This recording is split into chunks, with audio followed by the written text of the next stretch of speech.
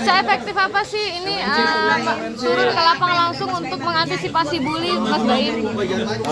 Ya, kalau saya pribadi sebenarnya concern ya, ada juga anak dari teman kita juga.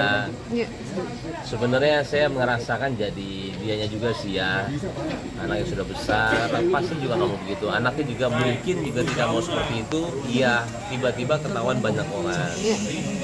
Jadi sebenarnya kalau kayak gitu tuh lebih ke, kalau saya kan pernah di umuran segitu ya, lebih ke keren-kerenan, habis itu mau dianggap, habis itu mau ya seperti itulah. Cuman ketika sudah beranjak lewat usianya, kita yang malu sendiri saat dengan semua apa yang kita pernah perbuat dulu lah, mau berantem, mau apa.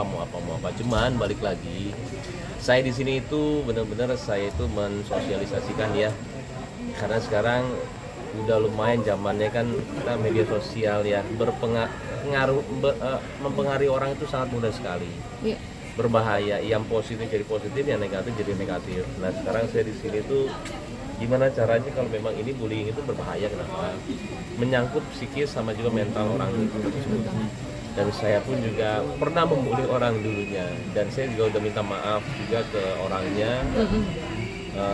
Dan itu ngebekas di saya sekarang gitu loh, sampai sekarang ngebekas banget. Makanya saya minta maaf terus sama dia. Menyesal ya? Menyesal sama, sampai sekarang saya selalu minta maaf sama dia. Di zaman sekolah SMP. ada karma yang diterima mungkin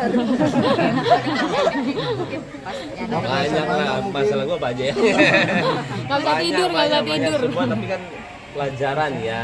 Kalau saya lebih ke arah ketika memang beranjaknya saya ketika dapat ujian, ya mungkin itu ya mengikis orang dosa-dosa yang lama. Tapi balik lagi, ketika saya membuli ya ngerasanya juga itu lucu. Emang bullyingnya dilakukan apa sih? Cubit.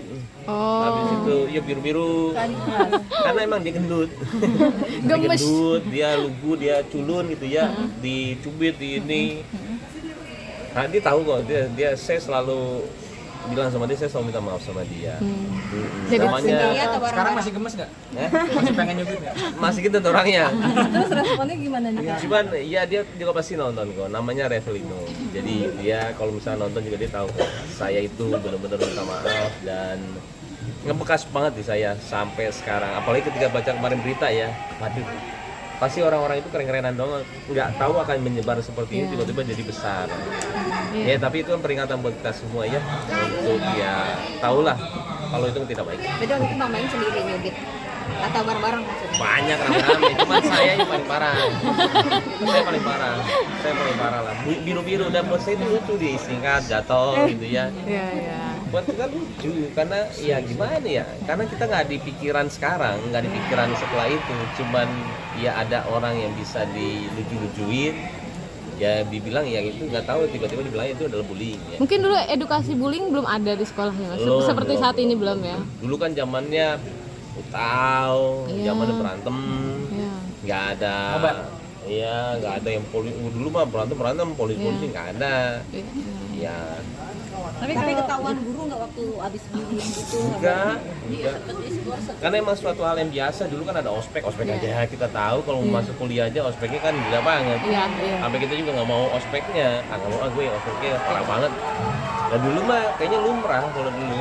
Malah kayak buat laki-laki tuh mental lah istilahnya. Tapi kalau Kak Baim sendiri setuju nggak sih pelaku bullying yang seperti case dialami oleh Bang Sunan anaknya dan yang di Serpong itu untuk dikeluarkan?